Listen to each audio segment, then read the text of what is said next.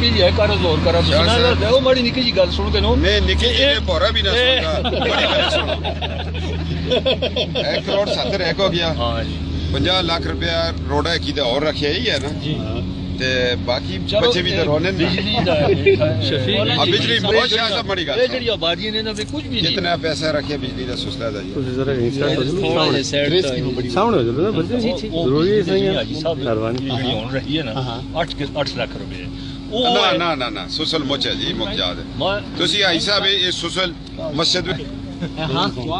ਦੁਆ ਕਰੋ ਜੀ ਆਮੀਨ ਜ਼ਰਾ ਇੱਕ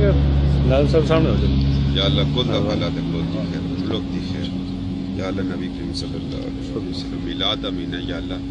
बरकत वाला अमीन है नबी पाक सल्लल्लाहु अलैहि वसल्लम की आमद वाला अमीन है या अल्लाह सन दे सिरों ते जिम्मेदारियां सवाल नहीं पाई या अल्लाह पूरियां कर गैबी मदद कर या अल्लाह इन्हां दी मुश्किलां आसान कर माओ कर मुल्क पाकिस्तान दी खैर कर सब दी